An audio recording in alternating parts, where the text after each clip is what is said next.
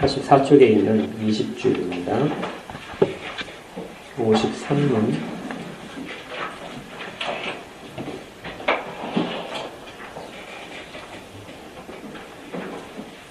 자, 질문을 읽고 답문을 같이 읽겠습니다. 53문. 성신께 관하여 당신은 무엇을 믿습니까? 첫째, 당신은 성부와 성자와 함께 참되고 영원한 하나님이십니다. 둘째, 그분은 또한 나에게도 주어져서 나로 하여금 참된 믿음으로 그리스도와 그의 모든 은덕에 참여하게 하며 나를 위로하고 영원히 나와 함께 하십니다. 이제 20주일부터는 사도신경의 고백 중에서 이제 성령 하나님에 대하여 다룹니다. 근데 큰 제목을 보시면은 성령 하나님에 대하여 다루는 내용이 우리의 성화와 관련지어서 이렇게 이제 제목이 정해져 있어요. 성령 하나님이 하시는 사역을 가장 한 단어로 표현하라 그러면 우리의 성화다 이렇게 볼 수 있습니다. 그리고 그 성화로부터 우리의 이제 선행이 나오게 되겠죠. 그래서 우리의 선행은 성화된 그 순간에서부터 이제 시작되어야 마땅합니다. 그래서 우리를 거룩하게 하시는 이는 성령님이시고, 우리로 하여금 다른 것들과 좀 다르게 우리로 하여금 나날이, 어제보다는 오늘이, 오늘보다는 내일이 더 거룩해지도록 우리를 계속해서 끌어가시고 격려하시고 또 그걸 뭐라고 하죠? 자극하시고, 그리고 때로는 위로하시고, 이런 일들을 이제 성령 하나님께서 우리와 함께 우리 속에서 하시게 됩니다. 이 내용을 사도신경에 있는 고백을 중심으로 해서 살펴봅니다. 우리가 모두가 다 신앙 고백을 할 때 나는 성령님을 믿습니다. 이렇게 고백을 하죠. 사도신경은 기본적으로 나는 이렇게 항상 고백합니다. 나는 믿습니다. 그리고 전에도 한번 제가 말씀드렸던 것 같아요. 니케아 콘스탄스 신조는 우리는 믿습니다. 이렇게 고백을 하죠. 공동체적인 그 성격이 있지만 사도신경은 개인적인 고백을 먼저 바탕을 하도록 되어 있습니다. 각자 개인의 고백이에요. 우리가 성령에 대해서 들을 때마다 우리는 내가 지금 그 성령을 믿습니다. 그리고 그 성령이 내 안에 계십니다 하는 것을 고백을 항상 해야 돼요. 이 성령님께서 하나님이시라는 이 고백은 구약에서는 잘 나타나지 않습니다. 그래서 신약에 들어와서, 구약보다는 신약에 들어와서 삼위일체에 대한 내용이 훨씬 더 강조되기 시작하고 뚜렷하게 드러납니다. 성자 하나님도 물론이고 성령 하나님도 이렇게 되시죠. 그래서 그 53문의 밑에 참고 구절들을 쭉 보시면은요, 참고 구절들의 성경 본문들을 보시면 구약은 어디만 있죠? 창세기 1장 2절에 참고 구절 딱 한 구절밖에 없어요. 그리고 나머지는 모두가 다 신약 성경에 있습니다. 그래서 신약 성경 속에서 우리는 삼위일체를 더 분명하게 깨닫게 돼요. 이 하이델베르 요리문답은 요리문답의 대상자들이 아주 이렇게 놀라운 신학적 지식을 배경으로 가진 사람들이 아닙니다. 그래서 어린 아이들부터 시작해서 청년들까지, 그다음 교회에 이제 등록하신 지 얼마 안 된 분들을 대상으로 하기 때문에 신학적인 용어를 가급적 피하려고 해요. 그래서 어려운 단어들을 좀 많이 그렇게 풀어서 간접적으로 하거든요. 그런데 그 중에 좀 어렵다고 하는 이 삼위일체에 대해서만큼은 피하지 못합니다. 왜냐하면 그것 외에 다른 것들을 설명하는 것은 큰 의미가 없기 때문이기도 하고 필수적으로 아주 중요하기 때문에 그렇죠. 그래서 언제나 성부, 성자, 성령, 삼위 하나님에 대해서 분명하게 삼위일체를 이야기를 합니다. 물론 우리가 신약성경에서 성령 하나님께 대하여 잘 알 수 있는 것은 우리 성자 하나님이신 우리 구주 예수 그리스도께서 성령님을 많이 말씀하셨기 때문에 우리는 당연히 그렇게 알게 되는 것이고요. 또 예수 그리스도께서 하나님이심을 고백을 하게 되면 그분이 또 다른 보혜사라고 하신 성령님에 대해서도 동일하게 하나님이심을 고백할 수밖에 없습니다. 예수님이 삼위일체의 한 유격이시기 때문에 다른 유격들에 대하여 누구보다도 더 잘 알려주실 수 있고 더 잘 증거하시고 그리고 더 많은 것들 우리에게 주실 수 있기 때문에 그렇죠. 그래서 무엇보다도 예수 그리스도께서 우리에게 하신 말씀들 속에서 우리는 늘 성령 하나님에 대한 지식들을 잘 갖춰야 됩니다. 그리고 또 설명을 자세하게 해주셨어요. 보혜사라는 단어도 그렇고 우리가 읽었던 본문처럼 진리의 영이다 하는 부분도 말씀을 해주셨습니다. 그리고 주님께서 그렇게 가르치셨기 때문에 사도들이 그 주님의 가르침에 따라서 성령 하나님을 바르게 또 증거를 해서 사도들의 서신서를 보면서 삼위일체는 점점점 더 뚜렷해지는 것이죠. 이를 통해서 우리가 알게 되는 것은 성령 하나님이 동일한 신성을 가지신 그리고 세 인격 중에 구별되는 한 인격으로 나오시고 여전히 동일한 본질을 그럼에도 불구하고 가지고 계시다 하는 부분입니다. 그래서 성령에 대해서 우리가 무엇을 믿는가 물어봤을 때 첫째 내용이 바로 그거예요. 성신은 성부와 성자와 함께 참되고 영원한 하나님이십니다. 사람들이 오해하는 것이 성령님은 대부분 어떤 힘이라고 하든지 능력이라고 하든지 어떤 실체가 아니고 어떤 그 기운이나 성향쯤으로 많이 받아들이는 경향이 있어요. 그런데 그렇지 않고 성령님은 인격적인 존재라는 것을 늘 기억을 해야 됩니다. 그래서 우리가 구약에서 하나님께 사용됐던 거, 하나님이 근심하셨다, 아니면 하나님이 후회하셨다, 하나님이 노하셨다 이런 표현들도 성령 하나님께 대하여 여전히 사용되고 있죠. 물론 성자 하나님께도 그렇게 사용이 됩니다. 그래서 성령님은 우리와 대화를 하시고 때로는 명령을 하시기도 하고 때로는 감정을 느끼든지 아니면 뜻을 나타내든지 이런 다양한 방법으로 인격적으로 분명하게 기록되어 있어요. 에베소 4장 30절에 보게 되면 하나님의 성령을 근심하게 하지 말아라 이런 표현도 있고요. 그리고 또 사도행전 13장에 보게 되면 주를 섬겨 근심할 때, 금식할 때 성령이 이르시되 내가 불러 시키는 일을 위하여 바나바와 사울을 따로 세우라 하시니. 그러니까 성령께서 직접 말씀을 하셔서 그리고 내가 불러서 시키는 일이 있다. 그것을 위해서 특별하게 지정을 하셔서 바나바와 사울을 따로 세워라. 이렇게 명령을 하시는 그런 것도 기록이 되어 있습니다. 그러니까 어떤 실체가 없는 그런 뭐라고 그럴까 좀 가상적인 이런 것이 아니고 실제 인격이신 것을 꼭 기억을 해야 됩니다. 그래서 그분께는 정확한 이름들이 붙죠. 그래서 다른 성부와 성자와 구별되어서 성령이라는 고유한 명칭으로서 이름으로서 불리십니다. 그러니까 우리가 성령님 할 때는 삼위의 다른 인격과 구별되는 인격으로서 꼭 부르는 것이에요. 그러면서도 삼위일체 관계 속에서 가지시는 이름이 있습니다. 그냥 단순히 성령이라고 하지 않고 그 앞에 하나님의 성령 혹은 하나님의 영 또 혹은 아들의 영 또 그리스도의 영 이런 식으로 해서 불리는 것들은 삼일체 하나님 사이의 관계 속에서 묘사되는 그런 이름들이에요. 갈라디아 4장 6절에서 너희가 아들이므로 하나님이 그 아들의 영을 우리 마음 가운데 보내사 아빠 아버지라 부르게 하셨느니라. 그러니까 그 아들의 영으로서 이렇게 이름이 붙여지는 것이죠. 그러면 어떤 때는 성령님으로 불렀다가 어떤 때는 아들의 영, 어떤 때는 또 하나님의 영, 이런 식으로 부르는 그 차이는 어디에서 발생하느냐? 삼일체에 대해서는 굉장히 복잡하기 때문에 명확하게 설명하기는 아주 어렵습니다. 우리가 사용하는 말로서 다 표현하기에는 좀 어려운 점이 많이 있어요. 아마 이렇게 생각하시면은 그래도 좀 낫지 않을까 생각되는 부분이 있어요. 성경에서 보게 되면 아버지께서 아들을 보내시잖아요. 그리고 아들은 아버지로부터 나오십니다. 그러니까 삼일체 속에서 성부로부터 성자가 나오시고 이건 들어보셨죠?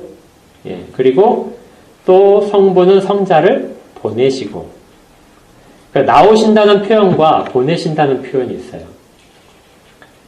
그러면 이제 나오신다는 표현과 보내신다는 표현을 동일하게 볼 것이냐, 이것을 다르게 볼 것이냐 하면서 이제 삼위일체에 대한 여러 가지 해석들이 있게 됩니다.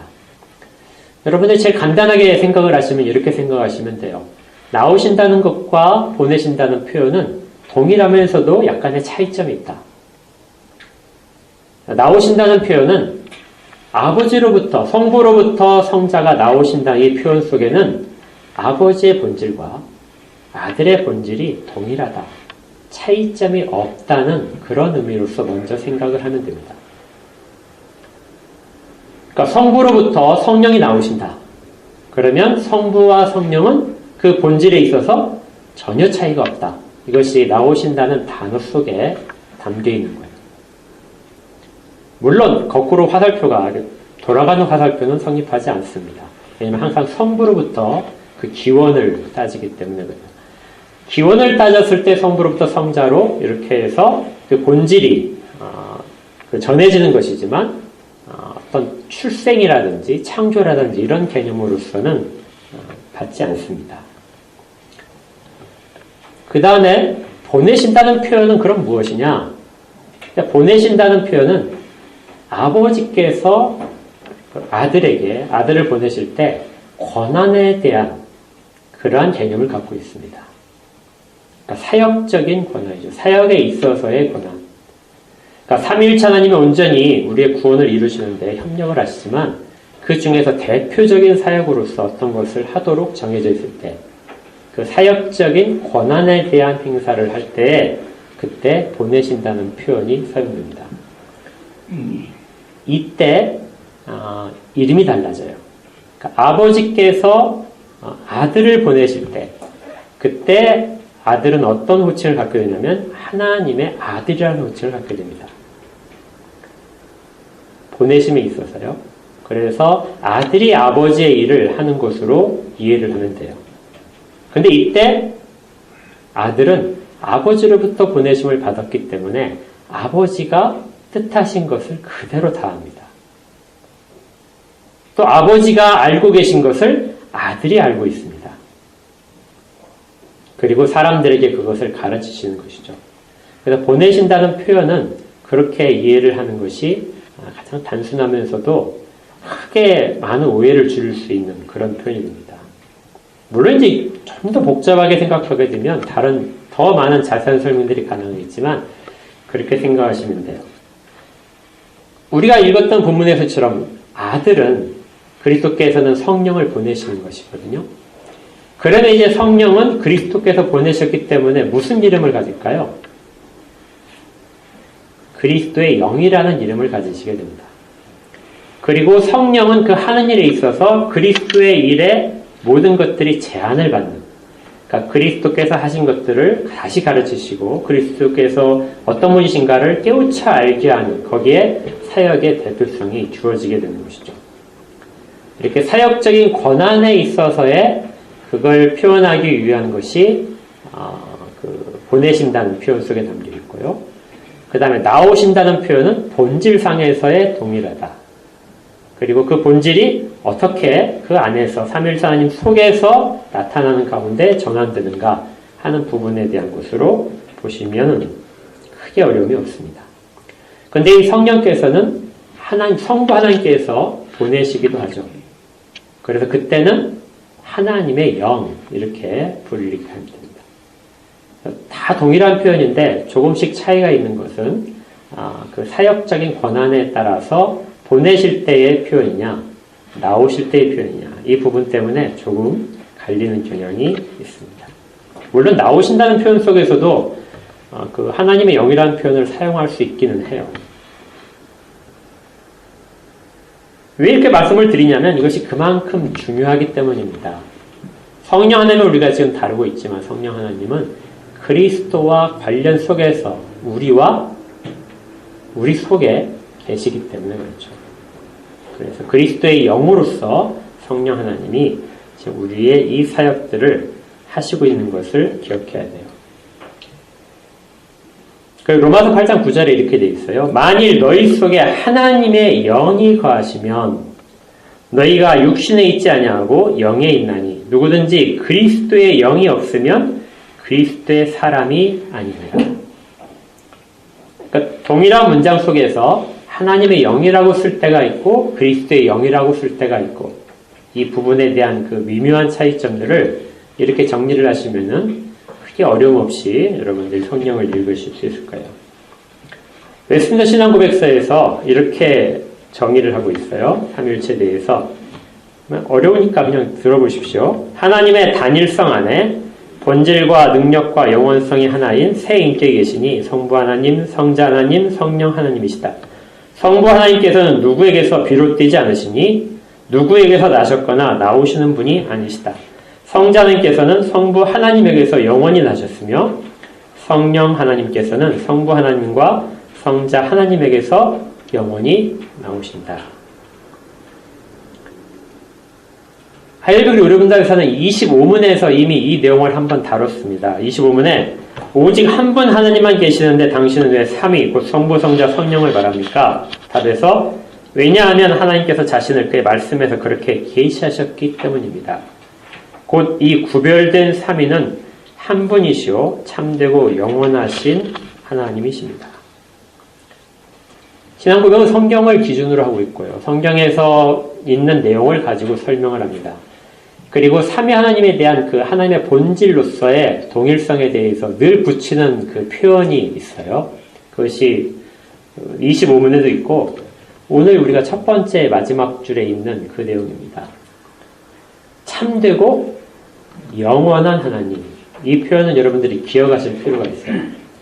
삼위일체 하나님 속에서 한 위격을 표현할 때 그리고 그 동일한 본질을 표현을 할 때 가장 대표적으로 사용되는 것이 참되고 영원하신 하나님이라는 것이에요.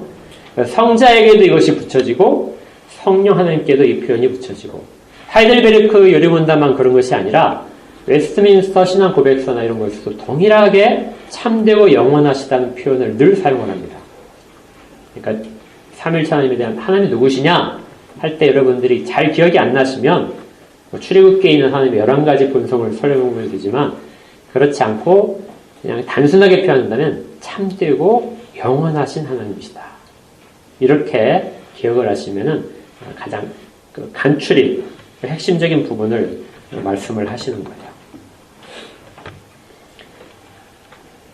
이제 두 번째 답변에서는 내가 그러면 그 무엇을 믿느냐는 것은 첫 번째는 성령님께서 하나님이신 것을 그리고 전혀 본질상의 차이가 없으신 동등하신 하나님을 고백을 했다면 두 번째는 성령께서 무엇을 하시는가를 믿겠다는 겁니다. 성령께서 무엇을 하시는 거죠? 첫 번째 줄에 보니까 그분은 또한 나에게도 주어지셨다. 성령이 나에게도 주어지셨기 때문에 내 안에 계신 성령 때문에 모든 일들이 시작되는 겁니다. 성령은 나중에 우리를 찾아오시는 것이 아니에요. 우리가 어떤 것을 감각하기 전에 성령께서 먼저 우리 가운데 오셔야 시작이 됩니다. 구원의 시작은 성령님을 우리가 받는 데에서부터 시작돼요. 성령님의 온전한 주도 아래에서 그리고 성령의 사역으로서 우리가 구원에 대한 모든 것들은 성령님이 독자적으로 우리를 떠나서 하시는 것들 속에서 이루어지게 됩니다. 그래서 만약에 성령을 받지 않았다. 이것은 우리 가운데 구원의 일이 한 걸음도 시작되지 않았다는 것을 의미해요. 그러니까 성령을 받지 않고 구원받는다. 이것은 말이 되지 않습니다. 아예 그 문장 자체가 성립이 될 수 없는 말이에요. 그리고 그 성령을 받게 되면 우리 가운데 이루어지는 것이 있어요. 성령님께서는 우리 가운데 일으키시는 것이 참된 믿음입니다. 그래서 두 번째 줄에 이렇게 되어 있어요. 나로 하여금 참된 믿음으로. 그러니까 우리 가운데 시작되는 일이 믿음이 시작되는 것이죠. 그리고 그 믿음은 성령님이 들어오셔야 시작돼요.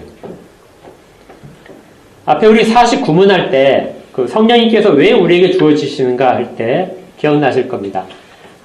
하나님 보좌 우편에 계신 그리스도께서 우리와 그리스도께서 그리스도와 언제나 연합되어 있다는 보증으로서 우리 가운데 성령을 보내시게 돼요. 그래서 성령은 우리 가운데 그리스도와 연합된 보증으로서 주어지신 것입니다.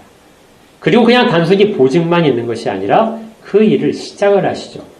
연합된 자와 맞는 일들, 거기에 합당한 일들을 시작하시고 그 첫 번째가 믿음이 생기는 거예요. 그 믿음은 그리스도께서 우리 가운데 오시기 전부터 있었던 그 삼위일체 하나님 사이의 언약, 그 언약대로 그리스도가 십자가에 달려 죽으시고 부활하시면서 모든 것들을 이루시고 우리를 위한 의로움을 다 얻으신 다음에 그 다음에 그 언약 속에 우리가 있음을 성령 하나님이 오셔서 우리 가운데 계시며 그 연합 가운데 우리를 두십니다. 그래서 우리가 그리스도와 연합되고 삼위일체 하나님 사이에서의 연합된 교제 가운데 우리가 현재 누릴 수 있게 되는 거예요. 그러니까 언약의 성취, 이것은 우리가 성령을 받음으로써 된 것입니다. 그래서 성령을 받는 것은 단순한 문제가 아니고요. 하나님의 그 창세 전에 계획하신 모든 것들이 우리에게 이루어졌다는 것이죠. 우리는 그때 이미 하나님의 언약 가운데 있었던 존재이고 그것이 지금 역사 가운데서 우리가 실현된 존재로서 나타나는 거예요. 우리는 지금 그렇게 있는 사람들입니다. 그래서 우리는 영의 사람이 되고 그리고 그리스도의 사람이 되고 그리고 하나님을 아버지라고 부를 수 있는 그런 존재로서 살아가게 됩니다.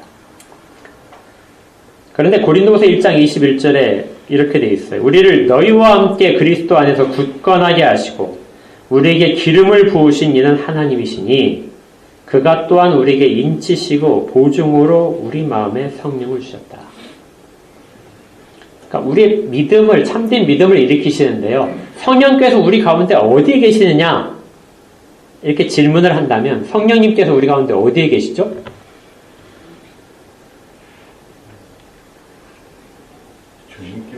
전인격에. 근데 성경적인 표현으로 보게 되면 마음에 계시죠. 예. 성령님께서 마음에 계십니다. 왜 성령님께서 마음에 계신다고 표현할까요?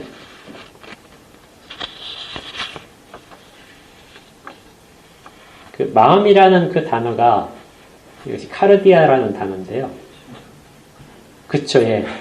우리의 전공이 나시게. 예. 우리의 모든 것들을 담당하는 핵심 기관입니다. 물론 그것이 이제 심장일 수도 있고요. 그 다음에 어떤 우리가 잘 알지 못하지만 가상적인 어떤 당시 옛날 사람들이 우리의 모든 것들, 힘과 능력과 의지와 감정이나 이런 모든 것들을 주장하는 것. 그 근원이 되는 것이 마음이에요. 예? 그러니까 감정이에요, 감정. 예, 슬픔도 그렇고요. 모든 것들을 주장하는 우리 뜻이 이 심장일 수도 있고 어떤 것이라고 볼 수도 있습니다. 그곳에 성령님이 계시는 거예요. 그러면 왜 그곳에 계실까요?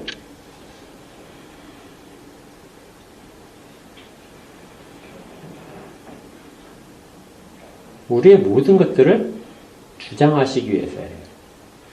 우리의 전 인격이 들어있는 곳, 그 시작점이 마음인데 그곳에 오셔서 우리의 모든 것들을 다 간섭하십니다. 그리고 그것들을 움직이세요. 그러니까 성령님이 오시면은 머리만 깨어나는 게 아니에요. 우리의 지식만이 나날이 발전하는 거 성령님이 그걸 위해서 마음에 오신 거 아닙니다. 우리의 감정이 나날이 풍부해져요. 이것만을 위해서 오신 것도 아니에요. 우리가 쉽게 실패하지 않고 굳건한 강인한 그런 마음을 갖게 되는 것도 그것만을 위해서 오신 것은 아닙니다. 이 모든 것들을 다 통틀어서 그걸 다 주장하세요. 그래서 지식에서도 새로운 지식의 빛을 주시고요. 마음에서도 우리의 마음을 부드럽게 하시는 것도 성령님이 하시는 거죠. 또 의지를 새롭게 하신다고 했잖아요. 의지가 새롭게 되고 두려움이 없어지고 담대하게 살아갈 수 있는 이 모든 것들은 성령께서 마음에 계셔서 우리 마음을 움직여서 하시기 때문이에요. 우리 마음에 계시는 그 부분이 얼마나 우리를 전적으로 다 통제를 하느냐.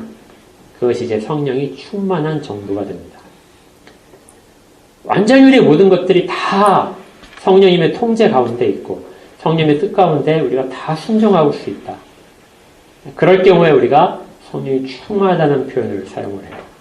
그렇지 않고 우리의 부패한 본성이 여전히 마음에 남아있어서 성령님이 계속해서 말씀하시는 것을 거절을 하고 계속해서 다른 일들을 하려고 하는 것으로 저항을 할 때, 이런 것 때 우리 이제 보통 믿음이 약해졌다. 이렇게 하는 거죠. 마음으로부터 믿음들이 점점 자라나야 되는 겁니다. 성령은 마음에 주어졌어요. 그리고 마음 가운데 작용하시면서 그 믿음이 점점점 자라게 됩니다. 그것이 참된 믿음이에요. 그러니까 성령에 의하지 않고도 우리는 믿는다고 말을 할 수 있어요. 성령이 없는 사람도 자기의 마음에 마치 자기가 믿음을 가진 것처럼 생각을 할 수 있고 고백도 할 수 있습니다. 성경에 대한 많은 지식도 자기가 가질 수 있어요. 믿음과 전혀 관계없이요. 성령이 계시지 않은데 있는 것처럼 착각할 경우도 충분히 있습니다.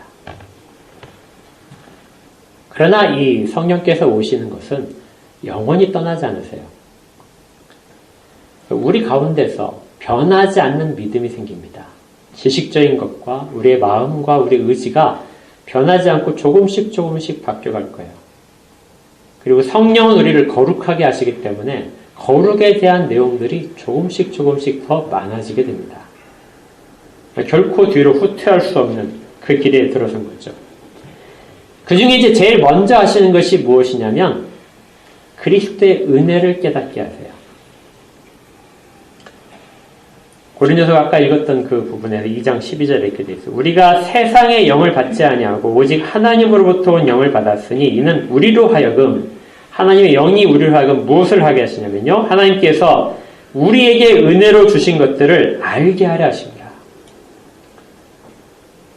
하나님께서 우리에게 은혜로서 어떻게 하셨는지, 현재 내가 은혜 가운데 어떻게 들어와 있고 무엇을 받고 있는지를 알게 하시는 것이 성령님이시라는 거죠. 그래서 성령을 가진 사람들은 은혜를 깨닫습니다. 성령은 자기를 자랑하는 것이 아니고요. 자기에 있는 어떤 것이 있다면 그것을 하나님의 은혜로 주신 것이라는 것을 점점점 더 분명하게 알아가는 거죠. 그래서 하나님 앞에 더 많은 감사가 있게 되고 더 겸손하게 됩니다.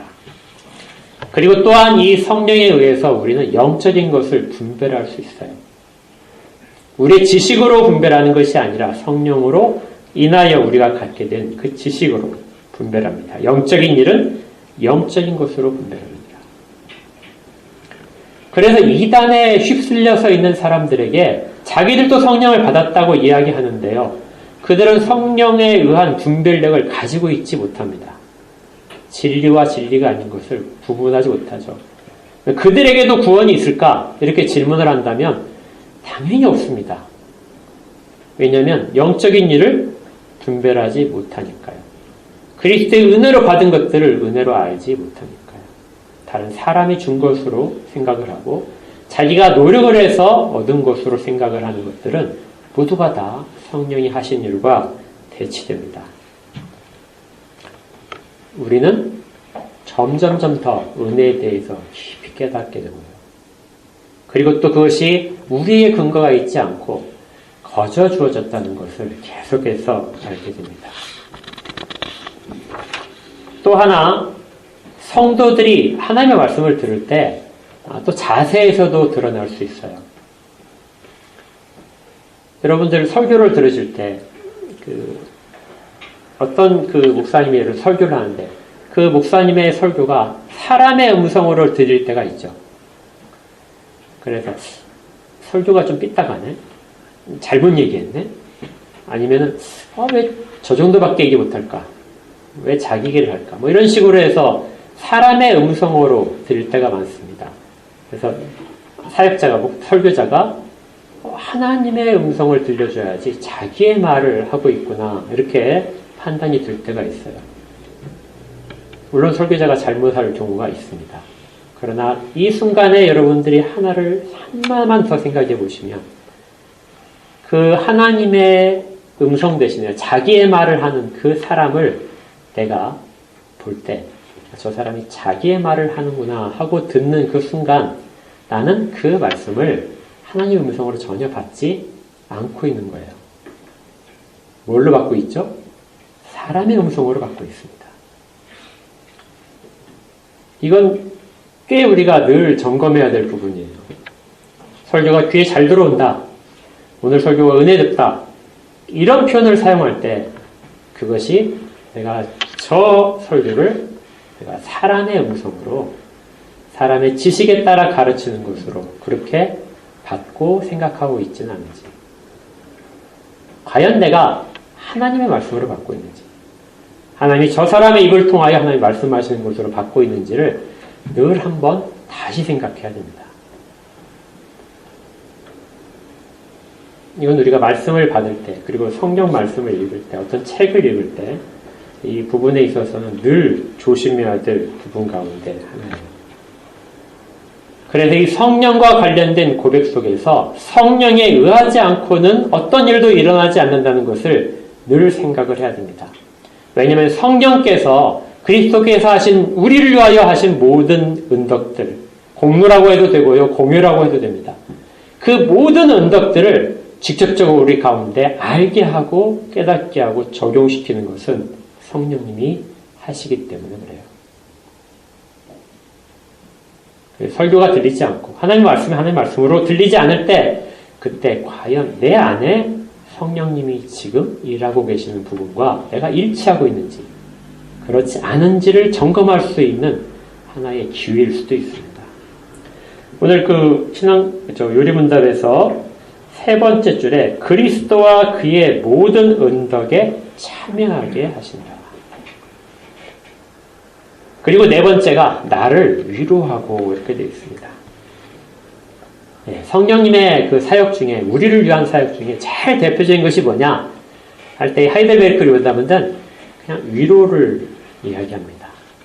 그래서 우리 그 하이델베르크 요리문답의 그 관련 책자 중에 하나님의 강력한 위로, 그렇죠?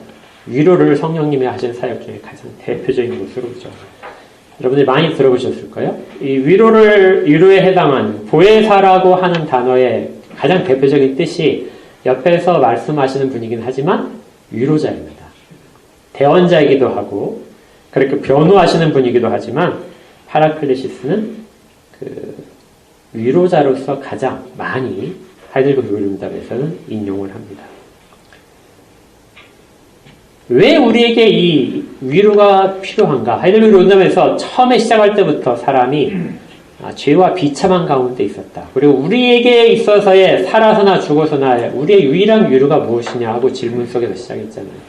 그건 우리가 살아서나 죽어서나 그리스도 안에 있다. 그리스도와 함께 있다는 것이 유일한 위로라고 했습니다.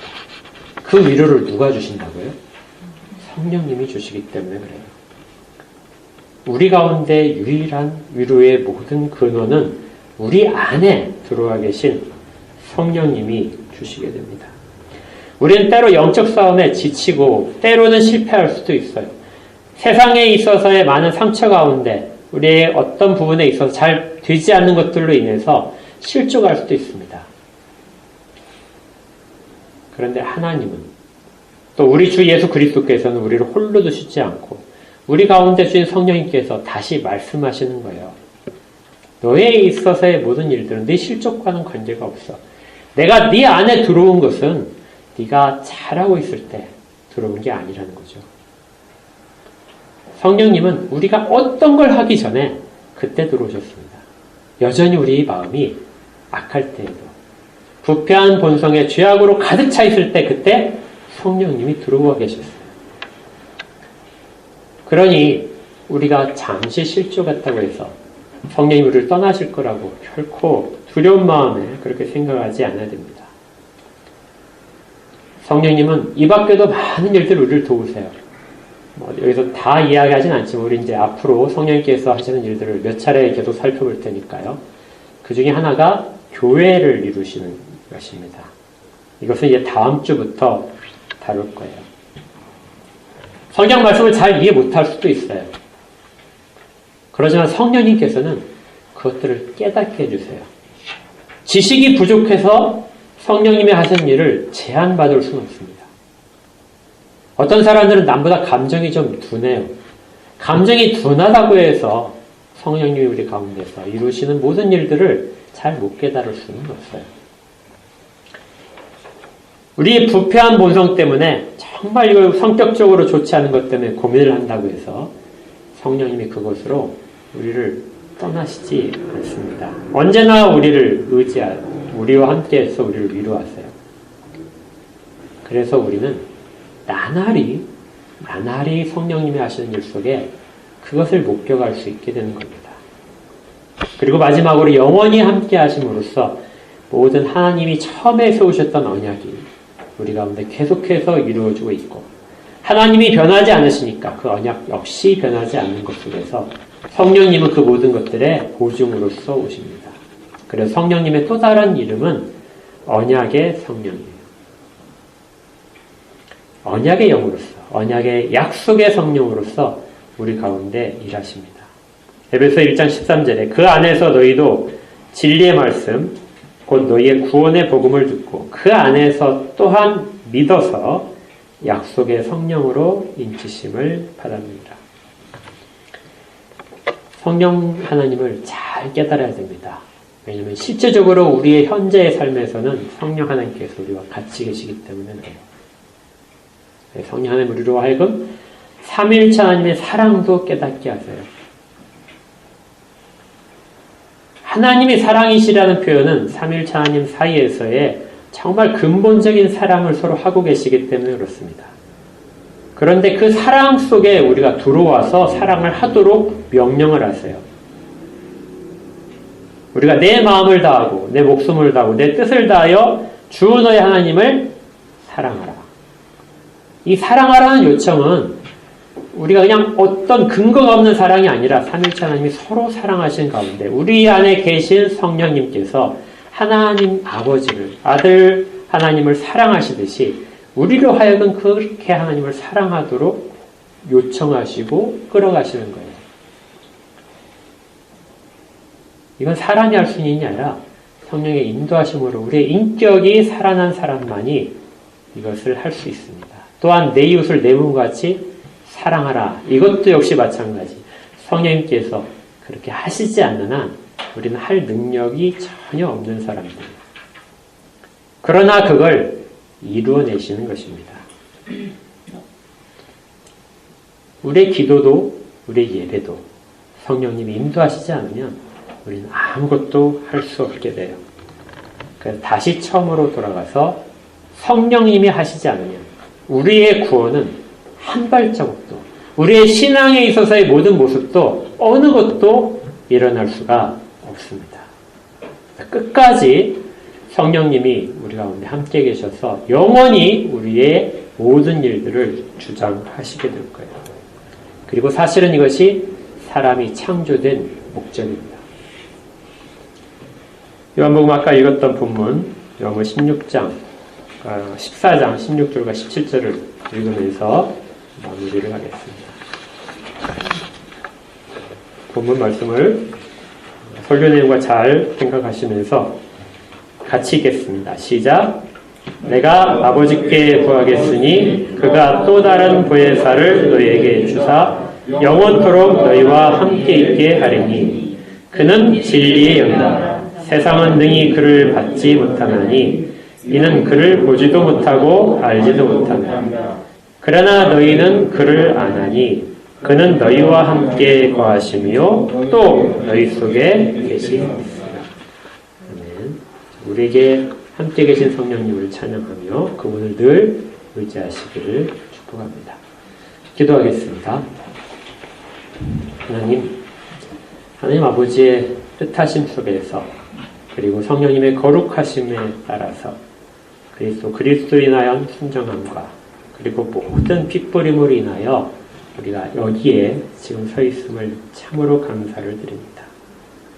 우리 가운데 삼위일체 하나님으로 인한 은혜와 평강이 늘 충만하도록 도와주시옵소서.